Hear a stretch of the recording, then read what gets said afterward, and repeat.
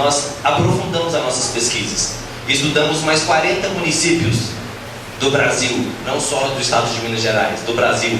E nós tivemos a oportunidade de identificar os grandes erros, as grandes injustiças, e que é o clamor dos empresários e comerciantes de muitas e muitas cidades. Nós sabemos que muitas cidades ainda não querem encarar essa situação, porque veem esse projeto como um projeto impopular, como um projeto que degrada, e não é isso. Esse projeto, no decorrer da discussão, eu gostaria de fazer algumas considerações. Não vou aqui ler o projeto, porque o projeto já é de conhecimento de todos. Os senhores também que estão aqui nessa casa participaram conosco da construção do mesmo. As associações de classe nos enviaram e-mails, nos enviaram as sugestões, adaptamos, discutimos. Então ele já se encontra maduro, apto a ser votado, a ser apreciado por essa Casa Legislativa. Bom, esse projeto, ele não visa, como muitos aí insistem em defender, que nós estamos proibindo a feira. Nós sabemos que a Constituição Federal, nos seus artigos 150, 170, estabelece princípios que tratam sobre o princípio da isonomia tributária, princípio da livre concorrência, princípio da vulnerabilidade empresarial, que hoje é traduzido pelo seu inciso 2º do artigo 170. Portanto, esse projeto ele visa apenas a regulamentação dessas feiras que acontecem em Chão do Rei, às margens da lei, e que tem concedido reflexos extremamente negativos à nossa população. Não queremos inibir, pelo contrário, que bom que a nossa cidade ela é palco de grandes realizações, mas que essas realizações elas se deem com base no devido processo legal, no princípio da isonomia, com os regulamentos tributários fiscais, com as precedências das mercadorias, como forma de garantir o direito do consumidor, como forma de tutelar o maior bem comum que é da população, porque se nós temos hoje uma assistência social, nós sabemos que esse recurso da assistência social, ele veio do cofre público, e o recurso do cofre público ele veio através de impostos. Portanto, esse discurso e esses argumentos de que o pobre não vai ter vez, isso é fadado.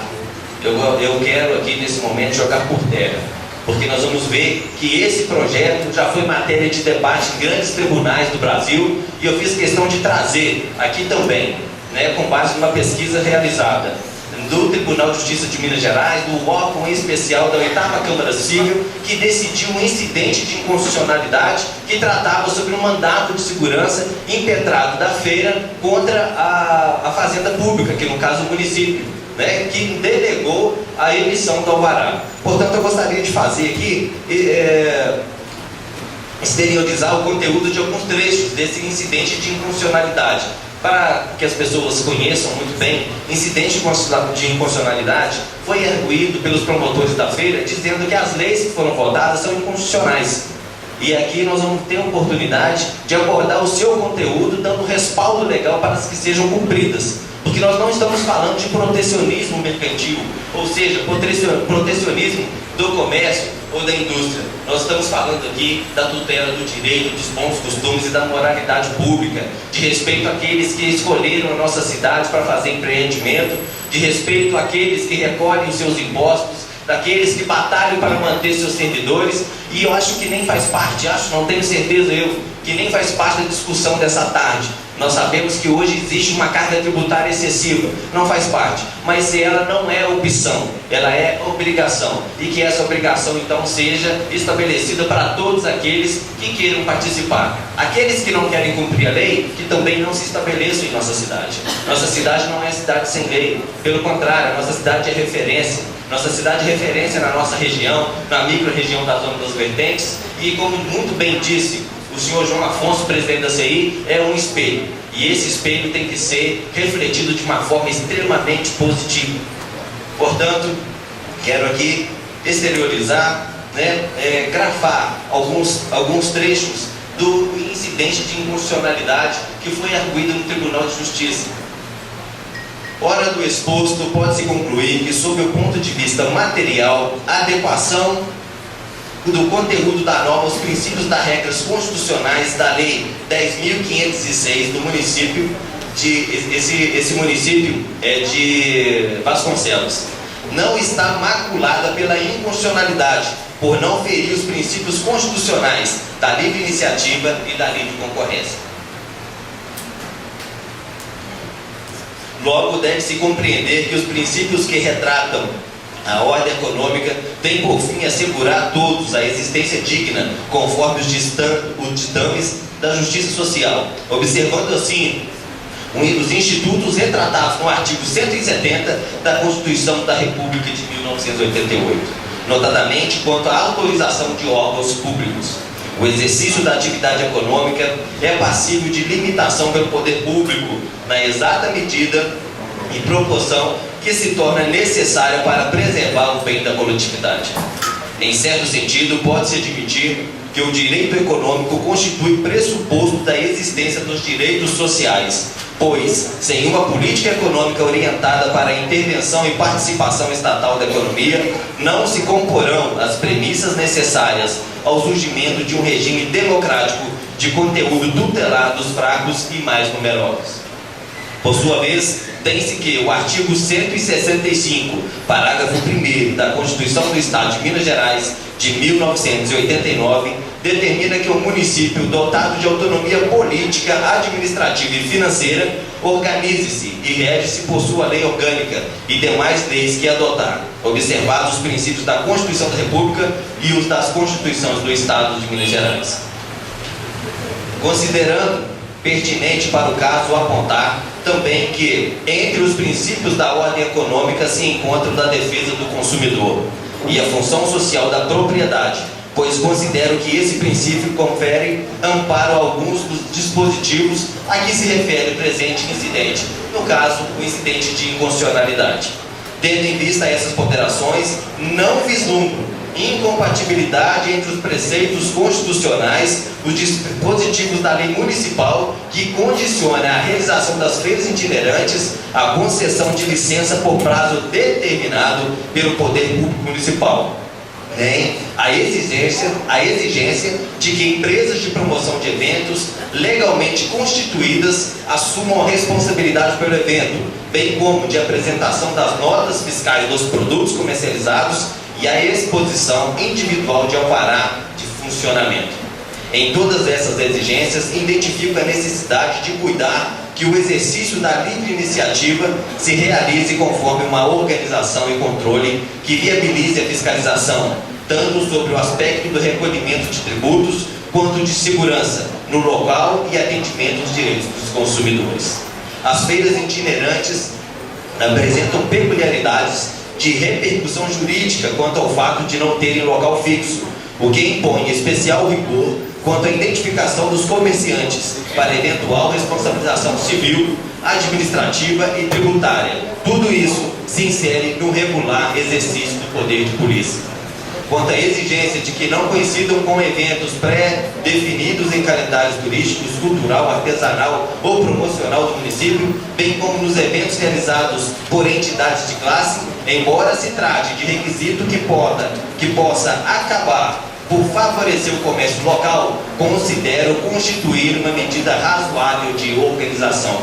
Os eventos dessa natureza conduzem à aglomeração de pessoas com necessidades especiais de segurança, condução do trânsito, sanitário, saúde, etc., devendo a administração pública municipal adequar sua estrutura organizacional e o bem-estar coletivo sobre esses aspectos. Então, restaria prejudicado caso se admitisse a realização concomitante de eventos com demanda superior à possibilidade de assistência e administração. E esse foi alguns trechos que eu retirei desse incidente de inconstitucionalidade do ano de 2012, para quem quiser fazer alguma pesquisa, do Tribunal de Justiça de Minas Gerais. Não tem como errar, porque tem apenas esse incidente sobre essa cidade. E agora também eu fiz uma pesquisa também no Tribunal de Justiça do Rio Grande do Sul. Por quê? Porque foi o estado pioneiro a tratar sobre esse assunto. O estado do Rio Grande do Sul, nós sabemos que ele é diferenciado. Teve uma época, uma boa parte do estado queria fazer um movimento para que fosse retirado do Brasil, que fosse um novo país. Isso não acontece por acaso, porque a política daquele local, ela é uma política ousada, é uma política que não se admite aquilo que me disse o jeitinho brasileiro. Portanto, esse tribunal é o tribunal mais rico dentro do país em relação às decisões que tratam sobre o assunto. E eu quero aqui rapidamente poder publicar duas decisões que tratam de mandado de segurança contra também a Prefeitura Municipal em relação à realização das feiras. Apelação civil, direito público não especificado, feiras itinerantes, exigências locais para instalação, Lei Municipal número 6.169 de 2011, de Santa Cruz do Sul, possibilidade, artigo 170, inciso 4 da Constituição Federal. Não há ofensa. Vejamos bem, senhores, atentai-vos. Não há ofensa aos princípios da livre iniciativa, isonomia nas exigências contidas no artigo 4º da Lei Municipal Retro de Santa Cruz do Sul, que condicione o funcionamento das feiras itinerantes ao pagamento de taxa de licença, laudo do Corpo de Bombeiros, croquis de localização dos estandes, reserva de estandes, bem como impedimento de realização em determinadas datas, legítima diferenciação de requisitos para o desempenho das atividades entre comerciantes locais e as feiras itinerantes, por não possuírem estas os encargos íncitos à sua manutenção de um estabelecimento comercial, incluindo-se o pagamento de outros tantos tributos. Essa é uma apelação civil número 700-4847-1585 da 2ª Câmara Civil do Tribunal de Justiça do Rio Grande do Sul, que teve como relator o desembargador Almir Porto da Rocha Filho, e o julgado foi em 16 de maio de 2012. Portanto, uma jurisprudência dominante e muito recente. Por fim, apelação civil, ação declaratória, município de Santa Cruz, feiras itinerantes, licença de funcionamento, requisitos e inobservância. No caso, a negativa de concessão de licença para a realização de feira itinerante não se mostrou desarrazoada, levando em consideração que a legislação municipal prevê a necessidade de observância do prazo de 60 dias, bem como a da apresentação de croquis de estandes, razoabilidade das exigências, que tem por fundamento a necessidade de análise dos documentos necessários, a verificação da regularidade dos feirantes, assim como da necessidade da tomada de medidas de prevenção em relação aos visitantes. Uma apelação provida, reformada a sentença, apelação civil 700-3000-670086 da 3ª Câmara Civil do Tribunal de Justiça do Rio Grande do Sul, que teve como relator Paulo de Tarso Vieira Sente Severino, julgado em 24 de 9 de 2009. Portanto, senhoras e senhores, eu fiz questão de fazer essa abordagem, essa leitura, fecho aspas nesse momento, porque são textos fiéis extraídos do Tribunal de Justiça de Minas Gerais e do Tribunal de Justiça do Rio Grande do Sul. Eu dei aqui as numerações, aqueles que desejarem podem fazer a consulta, né? Nós vamos aprender um pouco mais. Eu recorro sempre aos tribunais, porque além de falar sobre a constitucionalidade ou inconstitucionalidade, trata também de uma forma material e segura de poder trabalhar.